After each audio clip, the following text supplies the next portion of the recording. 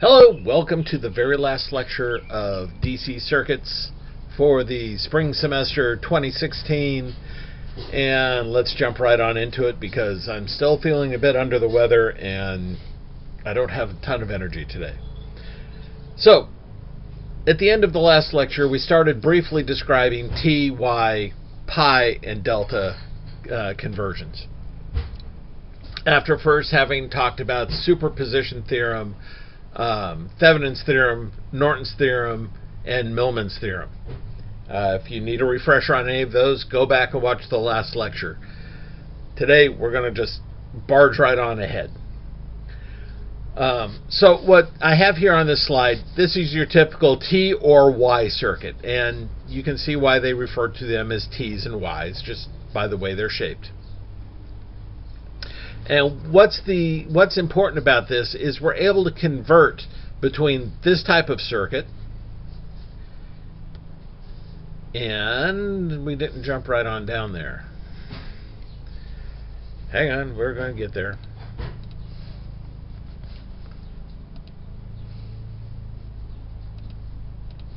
Just working on it here. Okay, there we go. Or pi or delta circuits, and there we go. I'm working now. There we go. And once again, it's like the symbol for pi or the logic delta. So we're able to convert between T's and Y's, and let's just call it Y's and deltas. And this is important because some circuits require conversion before you can analyze them. And a good example of that are bridge circuits. Now, bridge circuits look simple because they're a couple of series parallel networks, but having that resistor joining in the middle, the load resistor joining in the middle, kind of messes up an overall analysis of that circuit without the extra tool. And so this is the extra tool for doing circuit analysis on those.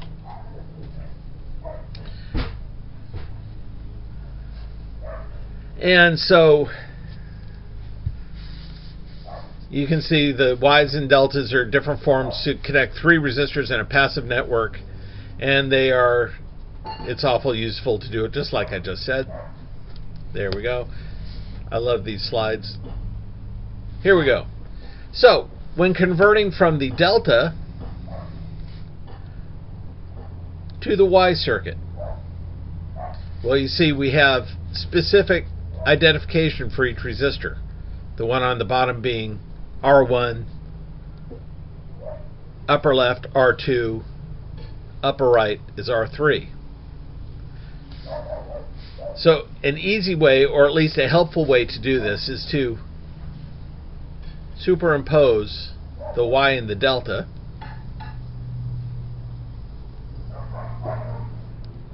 like that, and then to convert R1, you're actually converting R1 to RA, I believe. And so let's see here. Yep. So R1, we're going from delta to Y. So to create R1 from a delta, what we're going to do, and R1 being down here, you can see we're going to create an equivalent circuit, and we're going to take RB times RC, so RB times RC, so the one surrounding the resistor that we're going to work with, over RA plus RB plus RC. It's that simple. To convert to R2 being over here, you're going to take RC times RA over RA plus RB plus RC. And finally, to get R3, it's going to be RA times RB over RA plus RB plus RC. And that will give you your Y circuit values.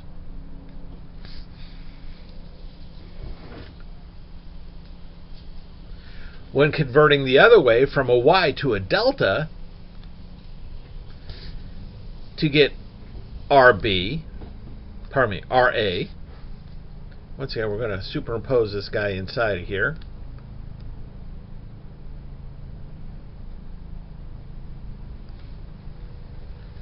So we're going to convert from R1, well, from the D circuit to get the value for RA.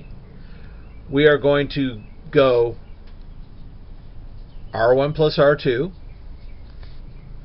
R2 plus R3, so R1 plus R2, R1 times R2, plus R2 times R3 plus R1 times R3 all over R1. And so on for each one. So basically it's the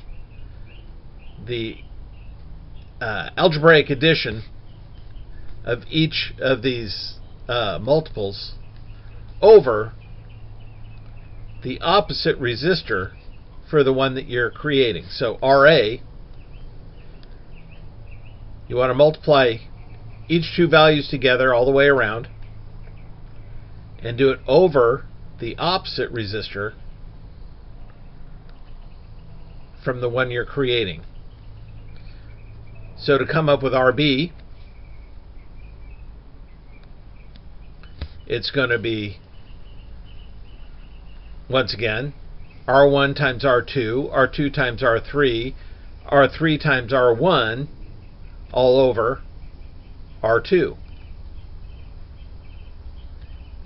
And then the last one, RC, is going to be all those multiples over R3.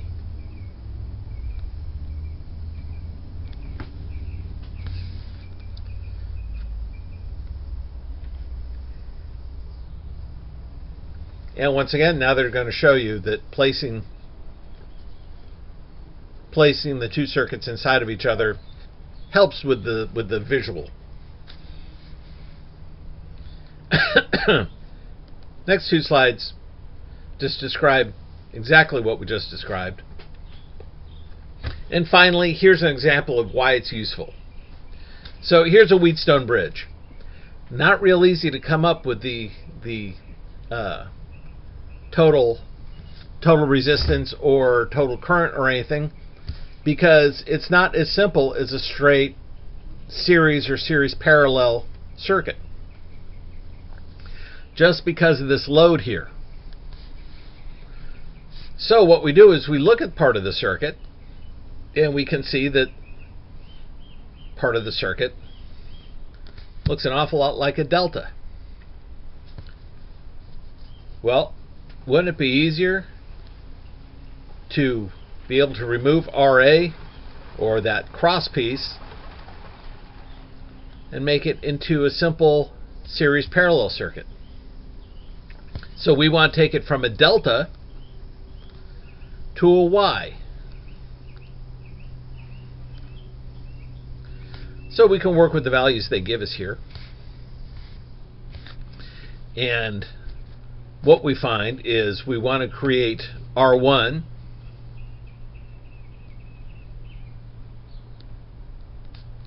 so R1 here is surrounded by RB and RC.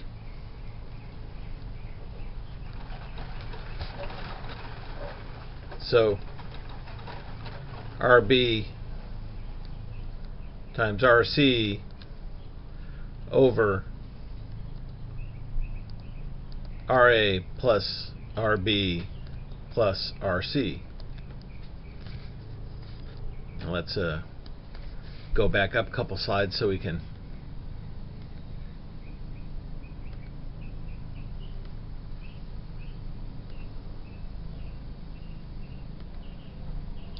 okay. So to create R1, we're going to work with the ones that are surrounding it. RB times RC over RA plus RB plus RC.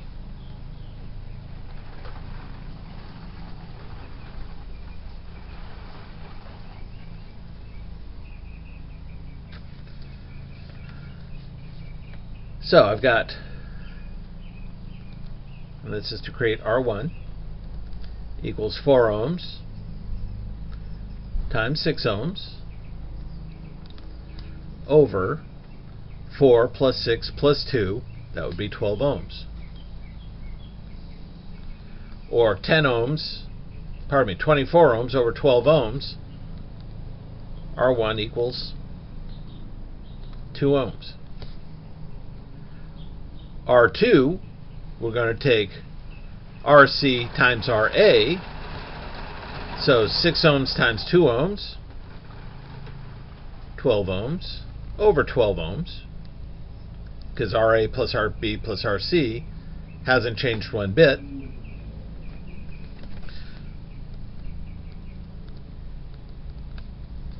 So R2, oops, pardon me, yes, that's R2. R2 equals 1 ohm.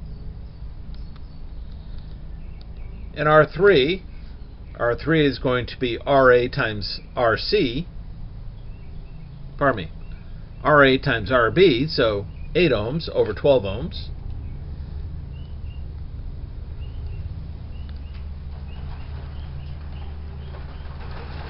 And I'm looking at this right, RA times RB, there we go. Which is going to equal, let's see here, divide both by 4, 2/3 ohms, or 0.67.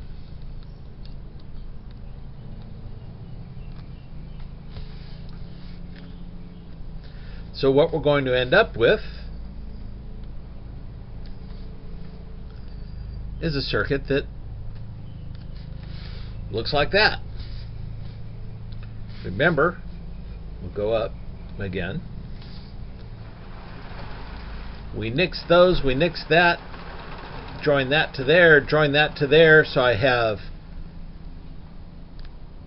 two parallel banks of series resistors and one series resistor at the end. So it's going to look just like that, as I said before.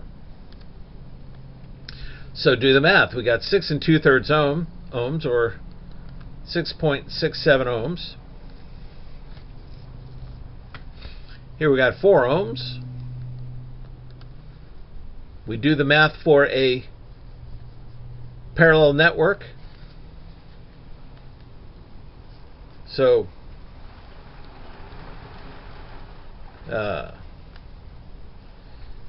4 times 6.67 over 10.67, and what we end up with, of course, is about 2.5 ohms in series with the last 2 ohms, so the total resistance of this circuit ends up as 4.5 ohms. And that's an example of a conversion from a D to a Y. Can't tell you I do these every day, but the tool is here. You now have the tool if you're asked to do the conversion, and later on if you're doing power design, something like that, you will have to do it a little bit more as a normal technician kind of thing where you got schematics in front of you and all that, not quite so much. But as you're working your way through design classes and advanced electronics classes, this is a tool you're going to need to employ. So now you have the tool. Go back and study, practice the examples they give you in the book. I'm going to continue on. And let's see here, I need to bring this tool back to life.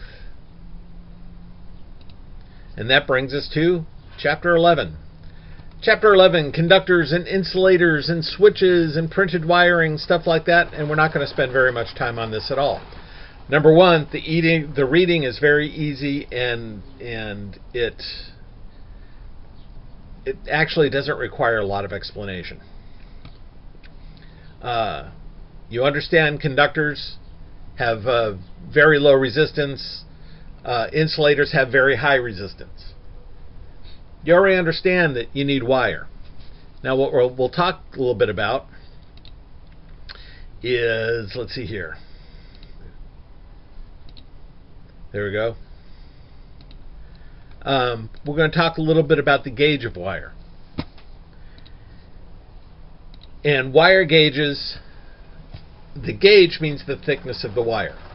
So a higher gauge means a thinner wire. A 30 gauge wire is very, very fine wire. Maybe 3 hairs in width. Typical size you're going to see for electronics is 22 gauge. Home electrical, you're going to see 14, 12, somewhere in that gauge. And the idea is the cross section of the wire. Now, all wire has got resistance. It has an inherent resistance to it. And part of that resistance is gauged by the cross section of wire. Now, when we talk about the cross sectional area of round wire, we're talking about circular mills. That doesn't mean the actual area of the wire. This is the area in circular mills. Now that mill is not metric. That mill is 1/1000th of an inch. So as we get thinner, we have fewer electrons to bump along. We've got more resistance to movement. So smaller wire has higher resistance. So if you're doing something with lots of power, you're going to require heavier gauge wire. Think about the transmission lines. If you're in an area that still has transmission lines, look up, see how thick that wire is. That's because that's carrying thousands upon thousands of amps in current. Therefore, you need the heavier gauge wire. And even at that, the wire they use has a lot of line loss in it. They're pumping a heck of a lot more than 120 volts out of the power station.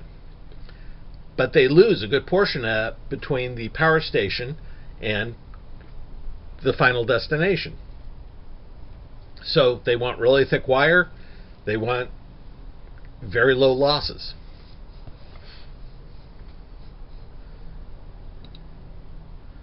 Okay, so 22 gauge wire is typically 25.35 mils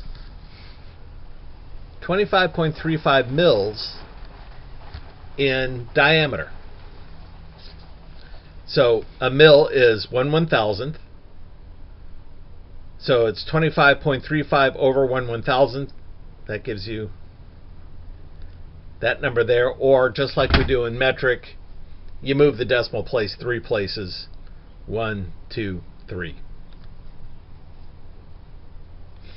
Now, a circular mill area is not calculated the same as normal area, where you've got pi times the radius squared. In this case, the area is simply the diameter in mils squared. So our diameter is 25.35. Our circular mill area is 25.35 mils squared, or 643.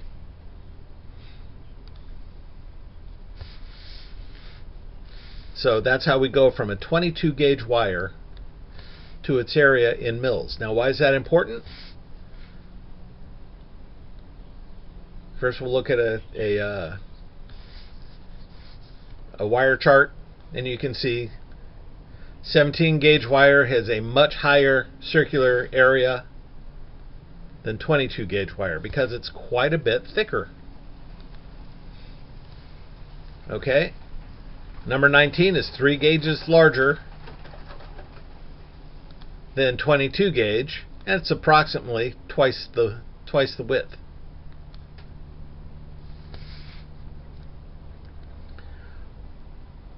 Okay, solid core, you already know about solid wires and stranded wires, at least I hope you would by now. Insulation, 2 or more conductors covering a two or more conductors, so wires, in a common covering. So if you have two wires that are insulated from each other and in a common covering, we call that a cable. Okay, each wire is insulated. Cables typically consist of multi-conductors, color-coded for identification. So at each end, you know what you're hooking up where. If you have a constant spacing between two conductors through the entire length of the cable, you've created a transmission line. And their example here is your cable TV, where you have a center conductor, you have a thick insulator, and then you have an outer shield that also forms a conductor, because ground is considered a signal.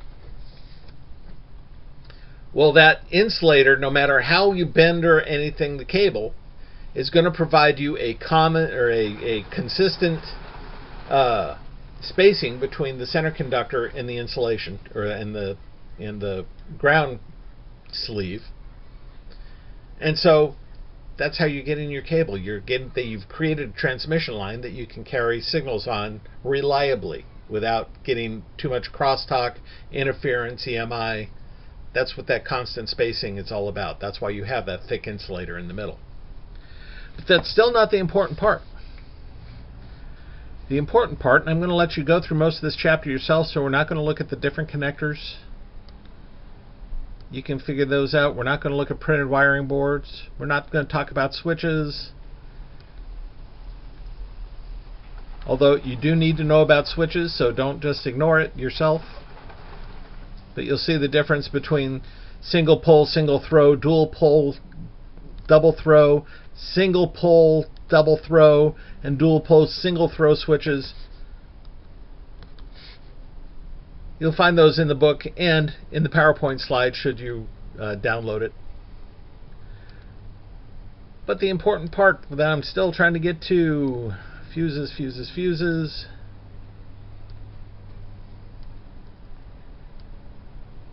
Here we go. The wire resistance. This is where gauge comes in very important. Because the resistance of wire is going to equal the specific resistance of the conductor. Copper, gold, silver, each conductor has a specific resistance, say per foot. And that is what that theta is all about. That's not a P, that's a Greek theta. So we've got theta times the length of the wire, how long is your cable going to be, over the cross-sectional, the mil cross-section area of the wire.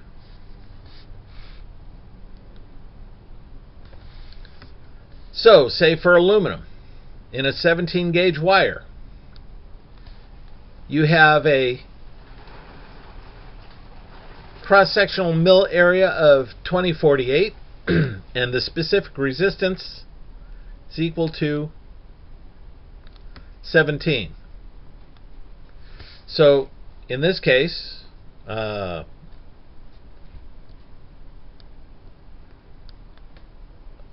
see, what are they? Oh, conductors. Oh, they went to the 18 gauge. They went for the copper in this. Okay. So let's go back to the copper then.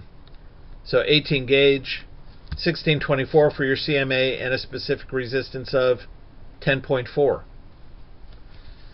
Well, your specific resistance, 10.4, times 1,000 feet, we're going to say 1,000 feet of wire here, over the CMA, 1624. So 1,000 divided by 1624, so 0.164 or 1624. I'll tell you, it's been a day. I'm not going to try to do this in my head, even though it's easy.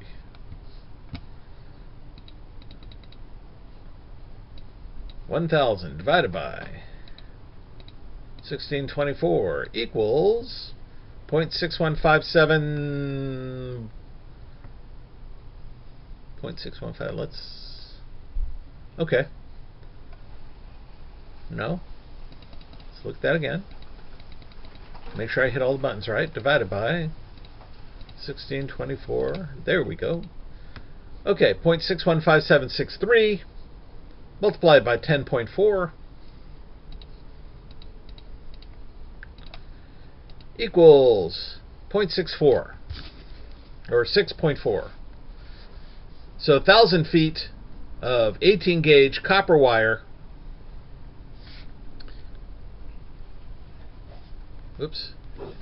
is going to have a resistance of 6.4 ohms. So that's not too bad, really. But you can see each one of these you have to consider when you're doing transmission line calculations. If I'm going to be going from a transformer and I've got to go 1.5 miles of wire, say through a housing tract or something, I'm going to want to know what the resistance just of my cable is going to be before I start taking into account the loads that each house is going to put on. So it's just an additional load. So you do have to be able to you're going to have to be able to calculate wire resistance at some point in your life, if you're planning a career in electronics anyway. Okay, and to me that was the important part of this chapter throughout for this course. Now, of course, wire does have a temperature coefficient, so a positive coefficient means that your resistance is going to increase with temperature. Negative coefficient means it's going to decrease with temperature, and a value of R means resistance, or value of 0 means resistance is going to remain constant no matter what the temperature is. But the idea is to use the lowest, the cable that's going to give you the least amount of resistance change over temperature. So superconductors are awfully nice if you could keep them cool. And then be able to calculate your line loss over distance if you're doing that. Okay, let's see here.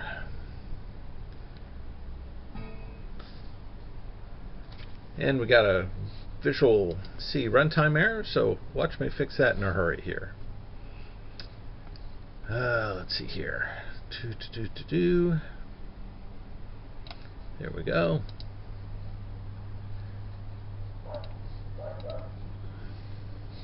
Let's try to bring that back so I can still write on my PowerPoints.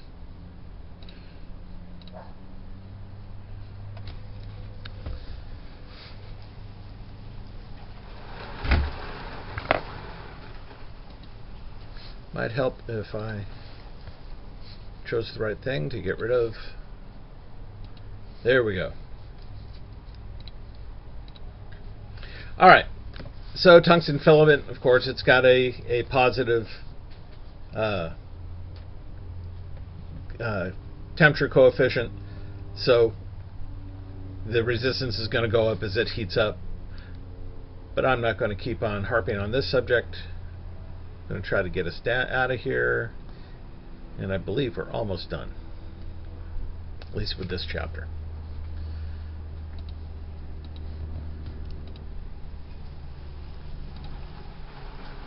There we go. Get rid of that. Get rid of that. Cryogenics, superconductors, liquids and gases. I hope you recall from chapter 1.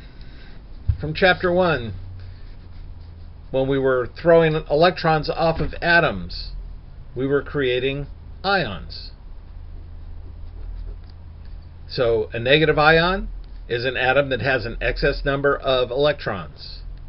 A positive ion, because it will have a negative charge, a positive ion has, we're missing one or more electrons, so it has a positive charge.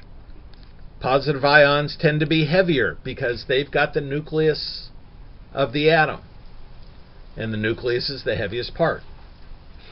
Therefore, and that's why we attract negative to positive.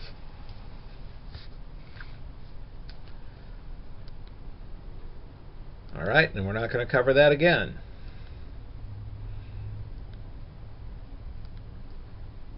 That is all part of your reading. We're about done with chapter 11, I think.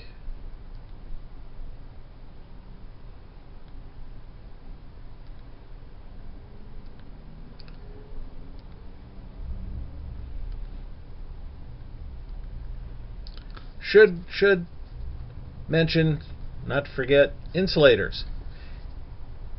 Insulators do have a dielectric breakdown point. Okay, so they will resist current going between wires, but if you get the voltage too high, if you get too high a current running through them, they can begin to break down and conduct. They can go from being insulators to being semiconductors. And so when you start getting this discharge, you can get arcing. You'll actually see spark. You can get a bluish discharge, so we get a corona forming around the insulator. And of course, you can get a spark discharge. Going back up. Okay, so insulators, there is a table that gives you the dielectric strength or the voltage breakdown. So, say for air or vacuum, you've got 20 volts per millimeter, or pardon me, 20 volts per mil, 1/1000th of an inch is your breakdown. So if you've got two wires 20 mils apart, it only takes 20 volts to arc between those two wires. Now, go get yourself a measuring gauge that gives you mils and move the gauge apart 20 mils, and you'll find that's not very much. It's just like having the wires touching. Okay, Bakelite, the old stuff they used to use for radios and stuff like that. Bakelite, 300 to 550 volts per 1/1000th of an inch. Glass, 335 to 2000 volts. Mica, so it takes quite a bit of voltage to get an arc through glass. Shellac, 900 volts per mil. So if you have, say, an inch of space between two wires that have been shellacked, it's going to take 1000 times 900 volts, so 900,000 volts to get an arc between those two wires.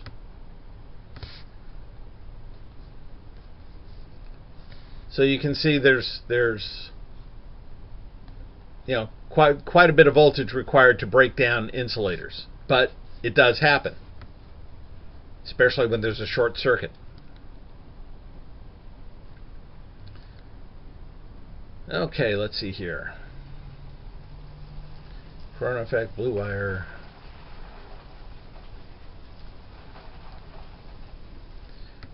Alright, and that's about it for Chapter 11. Once again, Chapter 11 is very easy reading. Read through it, and you'll definitely be able to answer any question that they ask. As a matter of fact, read through it, answer some of the questions in the back of the book. You'll see how easy it is. Alright, so from here, we get to go to Chapter 12.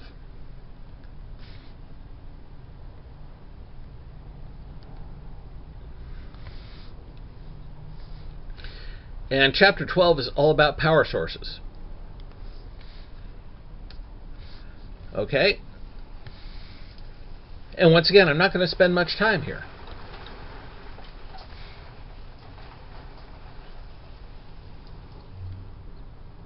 Okay, so batteries. They consist of two or more voltaic cells that are connected in series to provide a steady DC voltage at the battery's output terminals. We produce that voltage by creating a potential difference by using a chemical reaction inside the cell. So the electrodes of the cell are immersed in an electrolyte, which forces the charge. Okay, you're going to form the ions of free electrons. One side's going to collect negative ions, the other side's going to collect positive ions. We've discussed this before. Now, the voltage output and current rating are determined by the elements used for the electrodes, the size of the electrodes, and the type of electrolyte used. So you're going to have different types of batteries going on here. Okay, you got lantern batteries, you've got alkali batteries, you've got nickel metal hydride batteries, you've got different types of dry cells for the button batteries. So different materials in each of these batteries.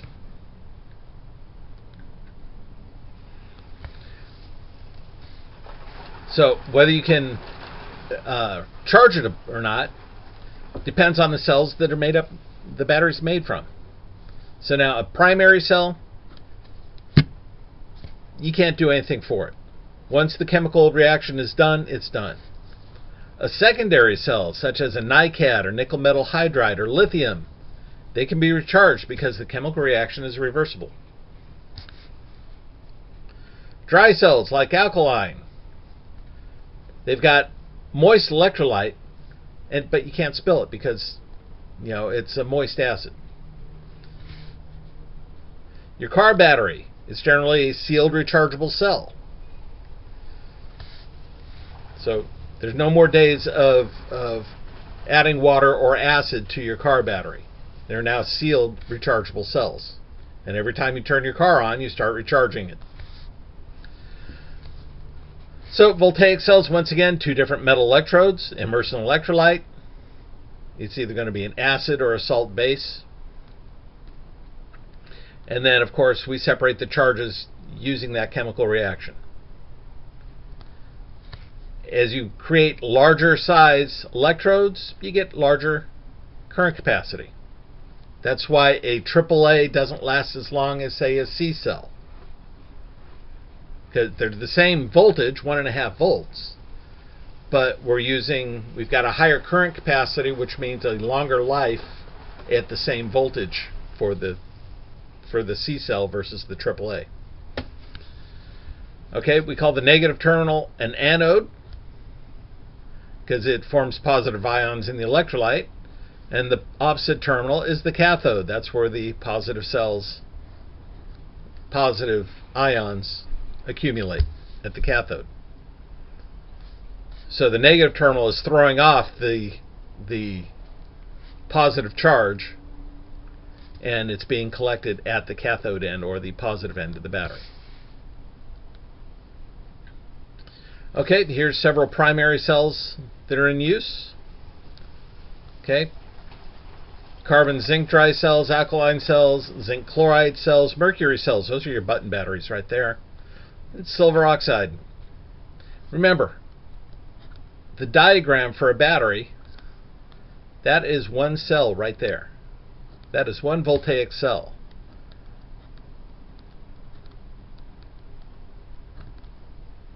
There is a 2-cell battery. So remember, your cells are shaped like that. Now, if you see something like that, that's a capacitor. That's not a battery, although it does store charge. Two different symbols. Okay, once again, we've got the carbon zinc cells. They're going to go through the different types of cells. Carbon zinc, alkali, zinc chloride. I'm not going to go through each one of these with you. All right. Lithium cells. These batteries, you don't want them to crack open. They can catch fire. They can become toxic. I've been the victim of a broken cell that was in a heated environmental chamber, and when we opened the door, I got to go to the hospital afterwards. So we are careful with these kind of cells. They'll definitely burn your lungs up. Okay, lead acid, wet cells. Here's your car battery, truck batteries, RV batteries, deep cycle batteries, amongst other things. But what you get of these is applications requiring high values of load current. These guys are going to be able to drive your starter, start your engine, run your lights, whatever. High load current on lead acid batteries. They haven't quite gotten this level of capability on the lithiums or the nickel metal hydrides or anything like that. So lead acid is still the big strong battery of today. Once again, these are secondary cells. They have reversible chemical process, so we are able to recharge them, which is what your alternator is there for. And okay, batteries. All batteries are rated in amp hours. Okay? Amp hours. And the amp hour rating is concurrent with their size. Now you'll see something like a rating of 4,000 milliamp hours, which is the same as saying 4 amp hours, which means that cell or that battery can run 4 amps for 1 hour, or 1 amp for 4 hours. That's how you determine your battery, how long it's going to last, what kind of load it can handle. So you can run a 4 amp load for 1 hour or a 1 amp load for around 4 hours.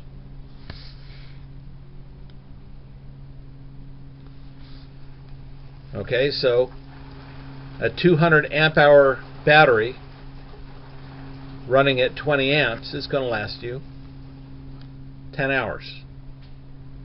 Now, of course, it's going to depend on how old the battery is, how long it's been sitting on the shelf, what temperature it's run at, but this is generally the way we're looking at a battery. If you're running, say, a bicycle headlight, it's kind of important to you to know that you can run your battery for 3 hours before you need to charge it. Or if you've run it for 2.5 hours, you better be thinking about charging it or replacing the batteries, whatever you do. So that's just an example of knowing your battery's capacity.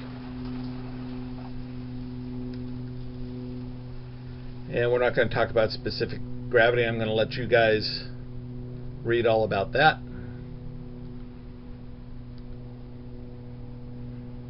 NiCads, high current, not quite as high, we're out of memory. So once again, I get to shut down my pointing device and start it again.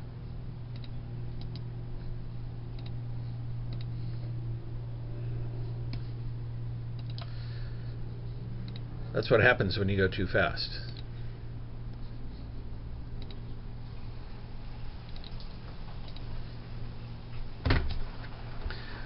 All right.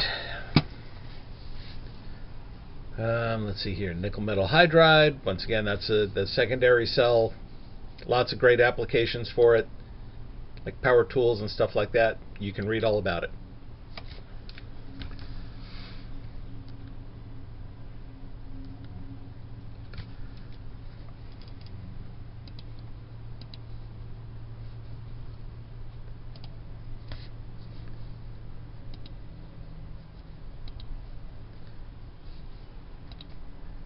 There we go. Getting back into the swing here.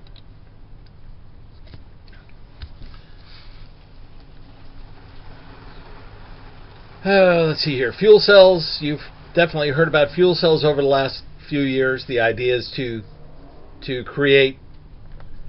use the electromechanical device or electrochemical device to convert water to, say, hydrogen or oxygen in order to burn them in an engine to create electricity or whatever to drive your car. All right? These cells basically don't go dead as long as you have something to react. So, although they're not perfect quite yet. Solar cells, of course, they convert light energy into electricity. Once again, they're made out of semiconductors. And, of course, like my house has got large solar arrays, and then it's converted, the DC produced by the solar is converted to AC, which is fed back to the electric company, so any energy I use from the electric company is credited. But the idea is solar cells converting light energy into electric energy using photovoltaic cells. Okay, here's one of the important parts of this chapter. And you already know this really because you've grown up in an age where batteries drive everything. But we connect batteries either in series or parallel in order to create higher voltage or higher current applications. Before the advent of the iPod or all that, we had Walkman. We had Walkman radios. We had Discman CD players. All of them took 3 or 4 AA batteries. Those AA batteries were put into series. So the 1.5 volt AA battery, the 4 of them would give us 5 to 6 volts of DC power. So, if you need a higher voltage than one cell can provide, we connect them in series, and the voltages just add up. So 2 1.5 volt batteries give you 3 volts. Put them in parallel, and we have the same voltage, just like we would with parallel resistors, driven from a single source. Same voltage, but the voltage from the current from each cell adds up. So a single AAA battery or AA battery that would drive at 400 or 4,000 milliamp hours, get 4 of those, and you suddenly have 16,000 milliamp hours capability at 1.5 volts. And of course, you can create higher voltage and higher current by using series parallel combination. So anytime you get a combination of those cells, you end up with what's called a battery. So each one of those AA cells, AAA cells, they might have multiple cells in them to give you up that voltage. And when you create a bank of those individual battery cells, you just call it a battery. If we go way back to the beginning, then they showed us the lantern battery. That lantern battery is actually full of AAA or AA batteries. Kind of amazing if you cut one open. Be very careful if you do. I wouldn't recommend it, but if you decide to try that, go for it. All right. So here's an example of a series of batteries. These are D cells at 1.5 volts. 3 batteries at 1.5 volts is going to give you 4.5 volts. If you started with 4,000 milliamp hour batteries, that 4.5 volts is going to be running as a 4.5 volt, 4,000 milliamp battery.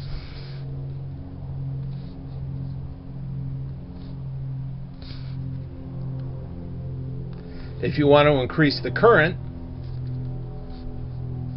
while keeping the voltage at 1.5 volts, then you take those D cells and you put them into parallel. In this case, each battery is 4,000 milliamp hour, and I'm pulling that out of the air.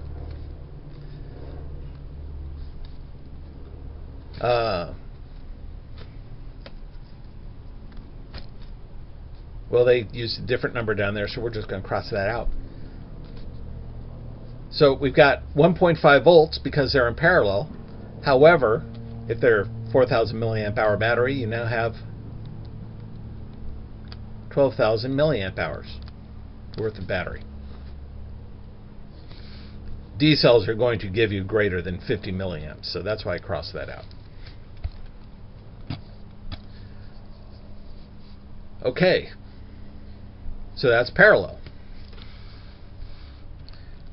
Now, if I need increased current and voltage, well, in this case, I take batteries, put them in series, and put 2 banks of series into parallel. Now I've got 3 volts, and we're still going to stick to the 4,000 milliamp hour figure. Milliamp hour, there we go. 4,000 milliamp hour. So the series is going to give me 3 volts at 4,000 milliamp hours, and this side's going to give me 3 volts at 4,000 milliamp hours. So I end up with 3 volts at 8,000 milliamp hours.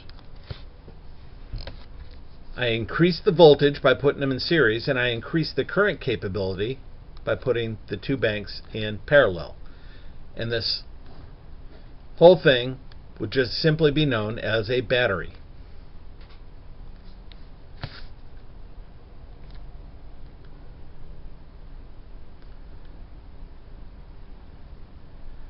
Okay, and there we go. We're still looking. All right. Once again, batteries, as we described with the amp hours, it's going to depend on your load. Okay? If at 1.5 volts, you've got a 7.5 ohm resistor, do the math via Ohm's law, you're going to be running 200 milliamps. If you got a 400 milliamp hour battery source, then you're going to be able to last for 2 hours.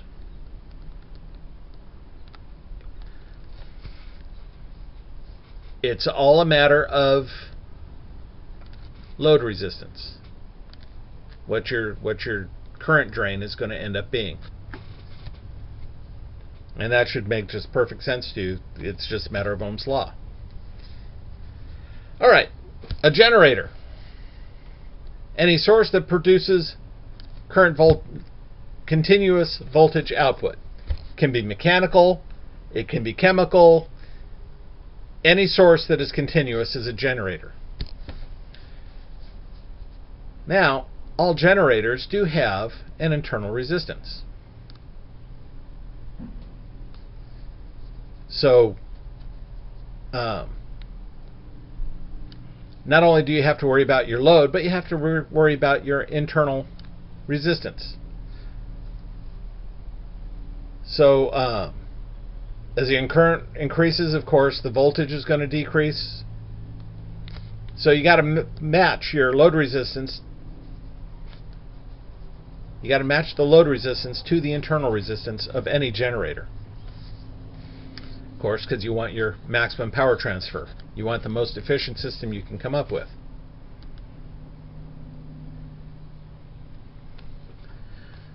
So it's as simple as this. If you know your internal resistance and you know your external resistance, you can come up with, oh, pardon me, this is calculating your internal resistance. Gosh. All right. You know your voltage source. You know your volts at your load. You know what current you got going on. So your internal resistance is your volts at the point with no load minus your volts across the point with a load over the amount of current you have. 0.01 volts or 0.01 ohms. So in that case, that's your internal resistance. This would actually normally be shown just as part of the battery. You wouldn't actually see this resistor, but if you're doing the measurement, you're measuring without the load, you're measuring with the load, and you're measuring your current, and you just do the math for Ohm's law. No load, with a load, overcurrent gives you your internal resistance.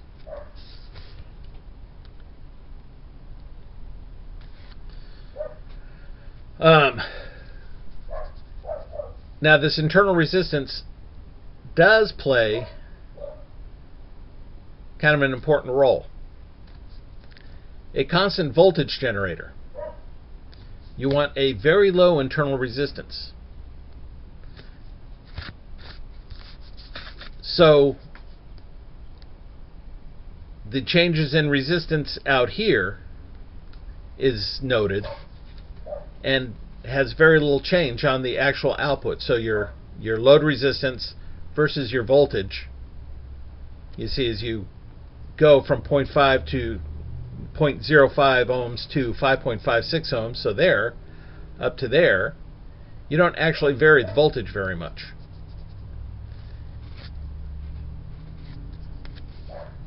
As opposed to a constant current generator, you're going for a higher internal resistance. So your generator has already seen its major portion of the load. And therefore, any changes out here are very insignificant to the current. So your generator is already pretty well seen its losses before the load is applied. And this small load here, as compared to 0.9 mega ohms, a 50 to 150 kilo ohms, really isn't going to seem like very much to the generator. It's going to still put out a real good current. So you won't see much change in current as the resistance changes, as the load resistance changes.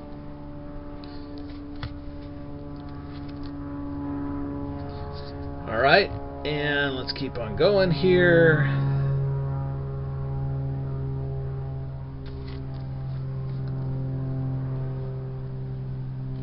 And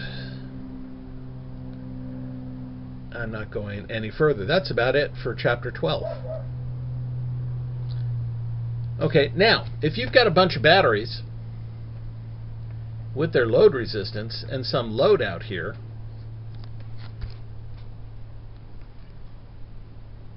so you got another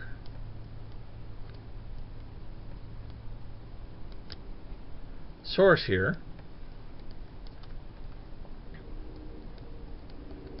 We're going to give them all common ground. And so we're looking at a negative voltage here.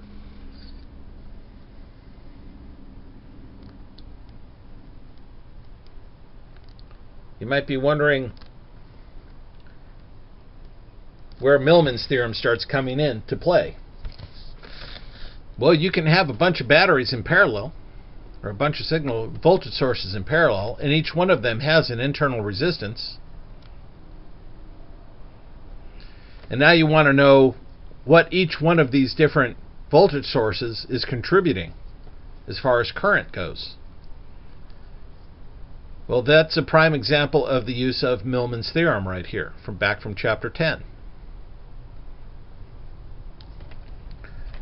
Or you can look at it as wanting to do an analysis using Norton's theorem, where you have this load that you're going to remove, and all of a sudden you've got to analyze 3 different current sources.